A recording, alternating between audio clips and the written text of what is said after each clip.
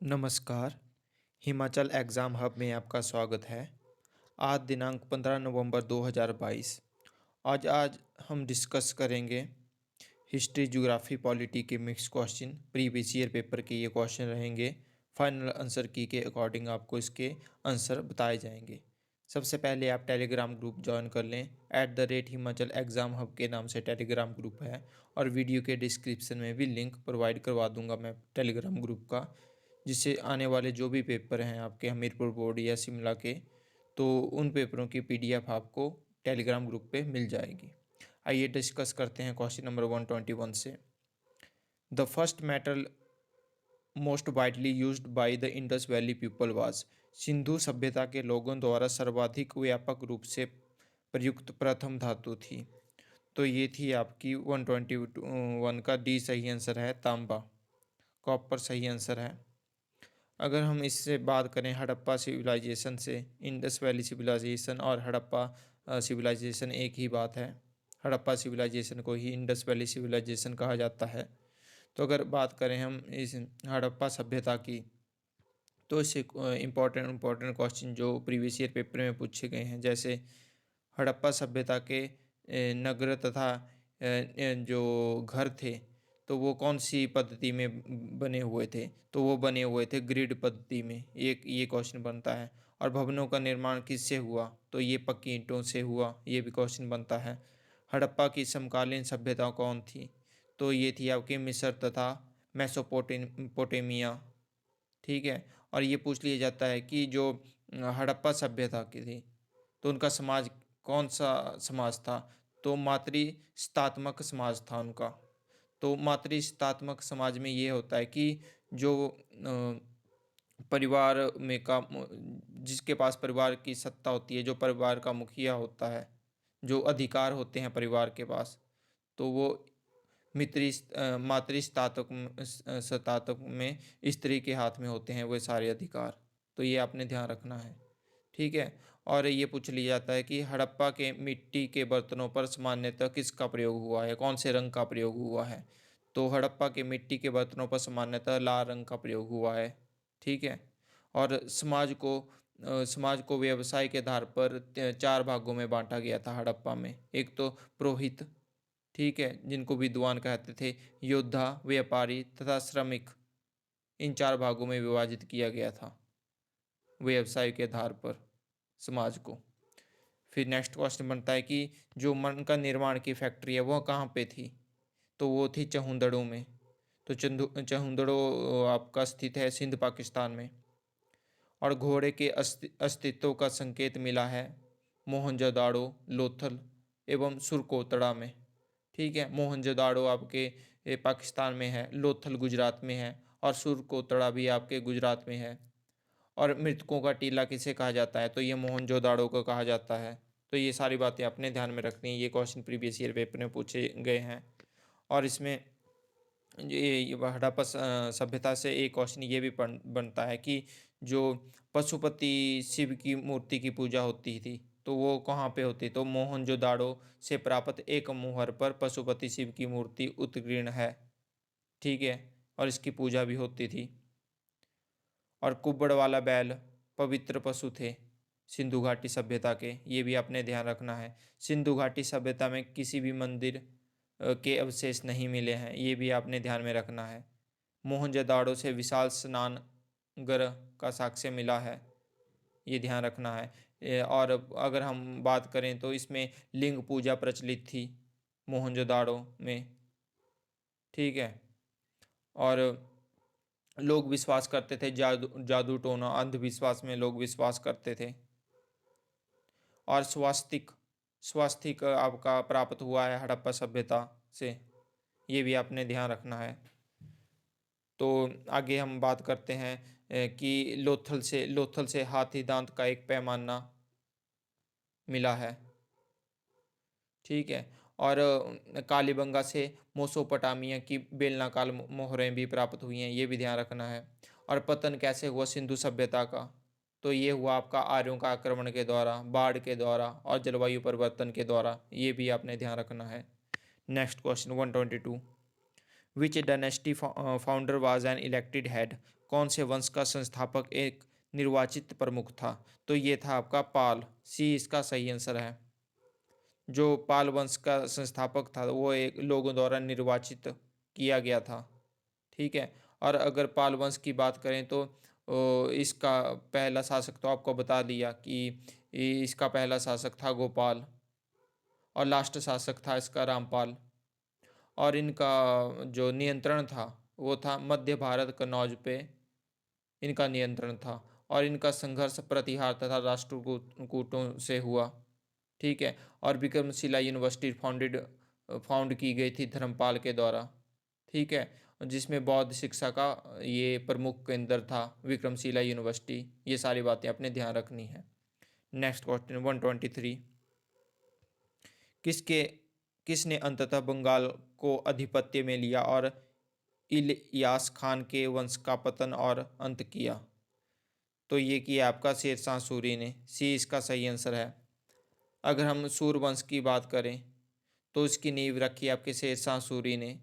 और शेरशाह सूरी का असली नाम फरीद था। शेरशाह की उपाधि धारण की थी शेरशाह सूरी ने। ठीक है। और ये उपाधि दी थी आपके बहार खां लुहानी ने। शेरशाह सूरी की उपाधि दी थी शेरशाह सूरी को। और अगर हम बात करें युद्ध की दो बैटलें बड़ी इंपॉर्टेंट हैं शेरशाह सूरी की, बैटल ऑफ कन्नौज और बैटल ऑफ चौसा। अगर हम बात करें बैटल ऑफ चौसा शेरशाह सूरी और हुमायूं के बीच लड़ी गई। और बैटल ऑफ चौसा 1539 में लड़ी गई। इसके बाद ही इन्होंने जो शेरशाह सूरी ने शेरशाह की उपाधि धारण की। बैटल ऑफ कन्नौज 1540 में लड़ी गई बाबर और आपकी शेरशाह सूरी और हुमायूं के बीच। और शेरशाह सूरी की मृत्यु हो गई थी 1545 में कालिंजर के अभियान के दौरान। तो ये सारे क्वेश्चन बनते हैं शेरशाह सूरी से रिलेटेड। और एक और बनता, दो तीन क्वेश्चन और बनते हैं जो प्रीवियस ईयर पेपर में पूछे गए हैं। जैसे शेरशाह सूरी का समकालीन कौन था? तो मलिक मोहम्मद जायसी जो थे शेरशाह सूरी के समकालीन थे। और इन्होंने पद्मावत की रचना की मलिक मोहम्मद जायसी ने। और आपका ग्रांड ट्रंक रोड बनाया शेरशाह सूरी ने सिंधु नदी से बंगाल तक। ये भी आपने ध्यान रखना है। ये भी क्वेश्चन पूछा गया है प्रीवियस ईयर पेपर में। और मकबरा, और इस ये पूछ लिया जाता है कि शेरशाह सूरी का मकबरा कहाँ पे है? तो इसका मकबरा है सासाराम बिहार में। ठीक है। और कबूलियत तथा पट्टा प्रथा की शुरुआत की गई शेरशाह सूरी के द्वारा। तो इसमें क्या था कि जो आपका पट्टा प्रथा थी इसमें ये कहा जाता था कि जो भी राज्य किसान को जो भूमि देता है उसका विवरण एक सरकारी दस्तावेज में लिखा जाता है जिसे पट्टा कहा जाता है। कबूलियत उसे कहा जाता है जिसमें जिसके किसान दूसरी ओर वो किसान उसे प्राप्त भूमि पर उसे कितना लगान देता है उसे वो कबूल करता था, उसे कबूलियत कहा जाता था। तो ये आपने ध्यान रखना है। Next question 124। Babur came to India originally from? तो बाबर मूल रूप से भारत आया। तो ये बाबर मूल रूप से भारत आया था फरगना से। ए इसका सही आंसर है। अगर हम बाबर के बात करें तो बाबर आपका इससे कम से कम 10-15 क्वेश्चन बनते हैं इससे जो प्रीवियस ईयर पेपर में आ चुके हैं। जैसे बाबर ने किस वंश की स्थापना करी? तो बाबर ने स्थापना करी आपकी मुगल वंश की। और ये थे तुर्की के चुगताई वंश से संबंधित टर्किश थे ये बाबर और चुगताई वंश से संबंधित थे। जन्म हुआ था इनका 1483 ईस्वी में फरगना में। मृत्यु 1530 में हुई। 4 पुत्र थे इनके, हुमायूं, कामरान, अस्करी और हिंदाल। पिता का नाम उमर शेख मिर्ज़ा था और माता का नाम कुतलू गनीगार खानम था। और इनकी बैटलें बड़ी फेमस हैं। फर्स्ट बैटल ऑफ पानीपत 1526 में हुई थी इब्राहिम लोदी वर्सेस बाबर के बीच। इसमें इब्राहिम लोदी की हार हो गई। सेकंड बैटल हुई थी बैटल ऑफ खानवा 1527 में बाबर वर्सेस राणा सांगा के बीच में। ठीक है। और इसके बाद बाबर ने गाजी की उपाधि धारण कर ली थी राणा सांगा को हराकर। और 1528 में लड़ाई हुई थी चंदेरी चंदेरी का युद्ध बाबर वर्सेस मेदिनी राय के बीच में, जिसमें मेदिनी राय की हार हो गई। और 1529 में बैटल ऑफ घाघरा हुई थी, जिसमें मोहम्मद लोदी को हरा दिया था बाबर ने। तो ये चार इंपॉर्टेंट बैटलें हैं जो अपने ध्यान में रखनी है, जो अक्सर एग्ज़ाम में पूछी जाती हैं। अगर हम आत्मकथा की बात करें, ऑटोबायोग्राफी की बात करें, तो ऑटोबायोग्राफी का नाम है तुजुके बाबरी, जिसे बाबरनामा कहा जाता है। ये तुर्की भाषा में लिखी गई है। अगर हम बात करें तो तोपखाने का प्रयोग किया गया पानीपत के पहले युद्ध में। और युद्ध की नई नीति तुलगमा नीति अपनाई गई पानीपत के पहले युद्ध में। और उस टाइम इनके बाबर के तोपची थे उस्ताद अली एवं मुस्तफ़ा। तो अगर हम बात करें इनके मकबरे की, तो इनका मकबरा आपका आगरा में था पहले, और फिर अकबर ने इनका मकबरा आगरा से काबुल स्थानांतरित कर दिया। ठीक है। और बाबर के अलावा किन किन के मकबरे आउटसाइड इंडिया हैं, तो ये क्वेश्चन में एग्ज़ाम में पूछा जाता है क्वेश्चन। तो जहांगीर तथा बहादुर शाह जफ़र, इनके मकबरे भी आउटसाइड इंडिया है। और बाबर अपनी उदारता के कारण कलंदर नाम से प्रसिद्ध था, ये भी आपने बात ध्यान में रखनी है। नेक्स्ट क्वेश्चन 125, बंगाल में ईस्ट इंडिया कंपनी का मुख्यालय कहाँ स्थित था? तो बंगाल में ईस्ट इंडिया कंपनी का मुख्यालय आपका स्थित था फोर्ट विलियम में। बी इसका सही आंसर है। अगर हम ईस्ट इंडिया कंपनी की बात करें, इससे इंपॉर्टेंट क्वेश्चन की बात करें, कौन कौन से क्वेश्चन पूछे गए हैं प्रीवियस ईयर पेपर में, जैसे स्थापना कब हुई, तो 1600 ईस्वी में ईस्ट इंडिया कंपनी की स्थापना हो गई थी। और सबसे पहले जो 1609 में कैप्टन हॉकिंस जहांगीर के दरबार में आए, परंतु उनको अनुमति नहीं मिली फैक्ट्री लगाने की। फिर इसके बाद 1615 में सर टॉमस रो जहांगीर के दरबार में आया और फैक्ट्री लगाने की अनुमति प्रदान कर ली, ये अपने ध्यान में रखना है। और फर्स्ट फैक्ट्री अंग्रेज़ों ने सूरत में खोली, ये भी ध्यान रखना है। और इसमें ये एक बात ये भी है कि 1611 में दक्षिण पश्चिमी समुद्र तट पर सर्वप्रथम अंग्रेज़ों ने मसूलीपट्टनम में व्यापारी कोठी की स्थापना करी। तो व्यापारी कोठी की स्थापना करी इन्होंने मसूलीपट्टनम में सर्वप्रथम। और बैटल ऑफ प्लेसी 1757 में लड़ी गई अंग्रेज़ों वो सिराजुद्दौला के बीच में, जिसमें सिराजुद्दौला की पराजित हो गई, हार हो गई। और बैटल ऑफ बक्सर लड़ी गई 1764 में, 1764 में। तो ये आपने ध्यान में रखना है सारी बातें, ये क्वेश्चन पूछे जाते हैं सारे पेपर में। Next question 126, which of the following is known as the Sant of Dakshin से दक्षिणेश्वर? निम्न में से कौन दक्षिणेश्वर का संत के रूप में जाना जाता है? तो ये जाना जाता है रामकृष्ण परमहंस को। डी इसका सही आंसर है। अगर रामकृष्ण परमहंस की बात करें, तो अगर इनमें एक और पेपर में क्वेश्चन पूछ लिया जाता है कि इनका वास्तविक नाम क्या था, तो गदाधर चट्टोपाध्याय इनका वास्तविक नाम था। और ये किसके गुरु थे? ये स्वामी विवेकानंद जी के गुरु थे। और अगर स्वामी विवेकानंद के बारे में पेपर में पूछ लिया जाता है कि इनका वास्तविक नाम क्या था, तो नरेंद्र नाथ दत्त इनका वास्तविक नाम था। और इनका जन्म हुआ था 12 जनवरी 1863 को कलकत्ता में। और 12 जनवरी को राष्ट्रीय युवा दिवस मनाया जाता है, ये आपने ध्यान रखना है। और इनके पिताजी का, स्वामी विवेकानंद जी के पिता का नाम श्री विश्वनाथ दत्त था, ये पूछ लिया जाता है। और इनकी फेमस जो 1896 में स्वामी विवेकानंद ने कलकत्ता में रामकृष्ण मिशन की स्थापना की, ये भी आपको पता होना चाहिए। और 1893 में शिकागो में धर्म संसद में भाग लेकर पूरे संसार को भारतीय संस्कृति व दर्शन के बारे में बताया स्वामी विवेकानंद जी ने, ये भी आपको ध्यान में रखना है। Next question 127, the introduction of local self government in the modern period of India is associated with the administration of? Bharat के आधुनिक काल में स्थानीय स्वशासन का प्रादुर्भाव किसके प्रशासन से संबंधित है? तो लॉर्ड रिपन को कहा जाता है local self government, modern government. तो लॉर्ड रिपन के बारे में बात करें तो इनका कार्यकाल था 1880 से 1884। ठीक है।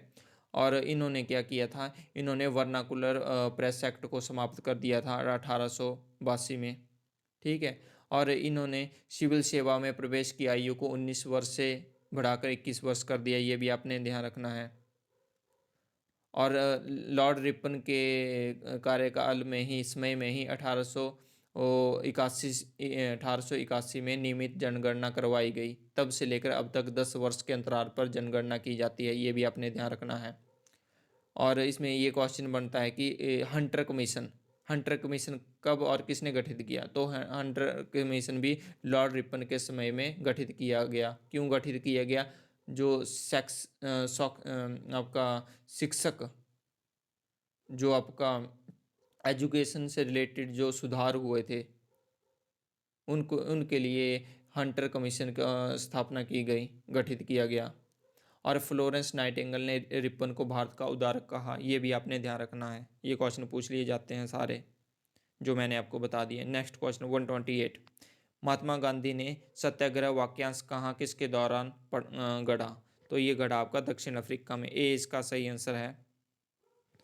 अगर हम बात करें इसके जो मॉडर्न इंडिया है आपका, तो कुछ इंपॉर्टेंट डेट्स की बात कर लेते हैं कि जैसे भारतीय राष्ट्रीय कांग्रेस की स्थापना कब हुई? तो 1885 में इनकी स्थापना हुई, भारतीय राष्ट्रीय कांग्रेस की। किसने स्थापना करी? A.O. ह्यूम द्वारा स्थापना की गई। बंगाल विभाजन आपको 1905 में हुआ, लॉर्ड कर्जन द्वारा बंगाल विभाजन किया गया। स्वदेशी आंदोलन 1905 में हुआ। मुस्लिम लीग की स्थापना 1906 में हुई। सलीमुल्लाह खां और आगा खान ने मुस्लिम लीग की जो स्थापना करी। और कांग्रेस विभाजन आपका 1907 में हुआ, सूरत अधिवेशन में। दिल्ली भारत की राजधानी आपकी 1911 में बनी। लखनऊ समझौता 1916 में हुआ। होम रूल लीग 1916 में स्टार्ट हुई। किसने स्टार्ट करी? बाल गंगाधर तिलक और एनी बेसेंट ने स्टार्ट करी। 1917 में अगस्त घोषणा की गई। ठीक है। इसमें इसके अनुसार भारत में प्रशासन की हर शाखा में भारतीयों को अधिक प्रतिनिधित्व प्रदान करने की बात कही गई अगस्त घोषणा में 1917 में। रॉलेट एक्ट आपका पारित किया गया 1919 में। इसमें बिना किसी प्रमाण के संदिग्ध के खिलाफ कार्यवाही की जा सकती थी।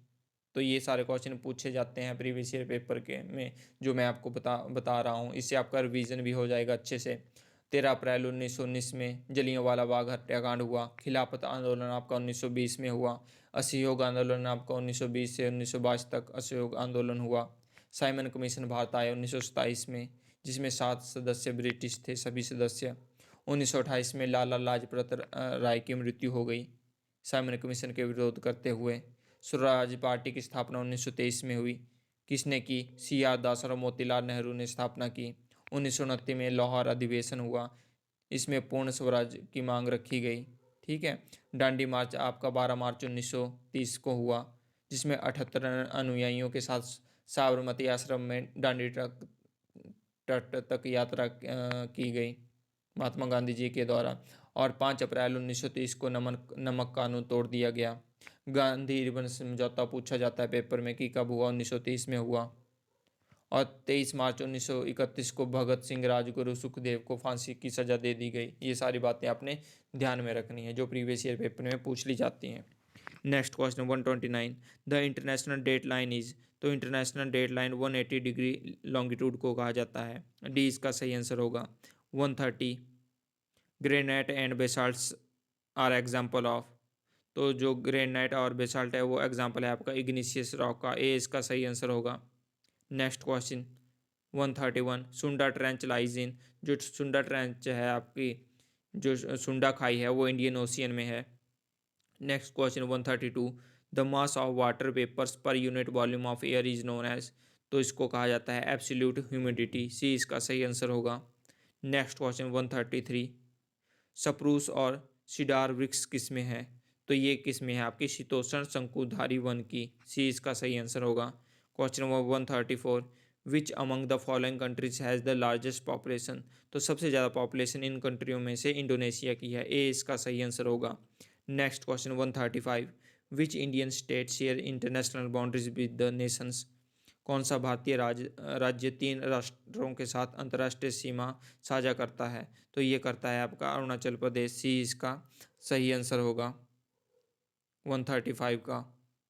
तो अरुणाचल प्रदेश आपकी इंटरनेशनल बॉर्डर शेयर करता है भूटान, चाइना और म्यांमार के साथ, ये भी आपको ध्यान रखना है।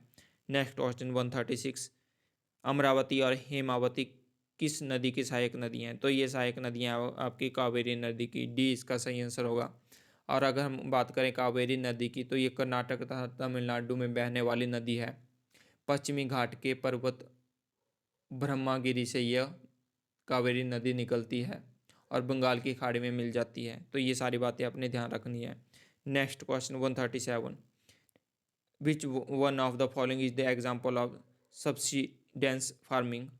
निम्न में से कौन सा सब्सिडेंस फार्मिंग का उदाहरण है? तो ये है आपका extensive and intensive farming. C इसका सही आंसर होगा।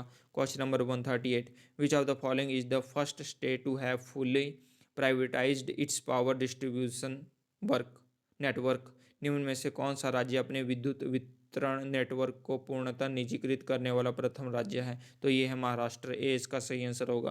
Question number 139, which of the following article can not be suspended during the national emergency? तो नेशनल इमरजेंसी के कारण आर्टिकल 20 और आर्टिकल 21 को सस्पेंड नहीं किया जा सकता। ठीक है, आर्टिकल 21 बोलता है आपका protection of life and personal life liberty. ठीक है, और आर्टिकल 20 कहता है कि किसी व्यक्ति को एक ही अपराध के लिए एक से अधिक बार दंडित नहीं किया जा सकता, सज़ा नहीं दी जा सकती।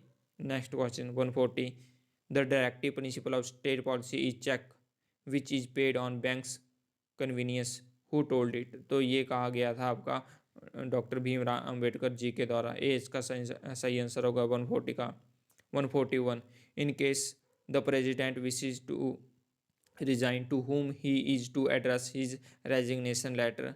तो ये वाइस प्रेसिडेंट को दे सकते हैं। राष्ट्रपति पद त्याग करना चाहता है तो उसे अपना त्यागपत्र उपराष्ट्रपति को सौंपना होता है। बी इसका सही आंसर है। Next question 142, which of the following motions has contextual relationship with the union budget? निम्न में से किस प्रस्ताव संघीय बजट के साथ प्रासंगिक संबंध है? तो ये हैं आपकी कॉल अटेंशन मोशन। सी इसका सही आंसर होगा। 143, the official legal adviser to the state government ई? तो ये है आपका एडवोकेट जनरल। 143 का सही आंसर होगा सी। अगर हम बात करें कि एडवोकेट जनरल कौन से आर्टिकल में आते हैं, तो ये आते हैं आर्टिकल 165 में। तो ये सारी बातें अपने ध्यान में रखनी है। तो ये हो गए आपके क्वेश्चन, मिक्स क्वेश्चन डिस्कस हो गए आपके ज्योग्राफी, पॉलिटी और हिस्ट्री से रिलेटेड। तो अगर आपको वीडियो पसंद आई हो तो चैनल को सब्सक्राइब और वीडियो को लाइक ज़रूर करें। धन्यवाद।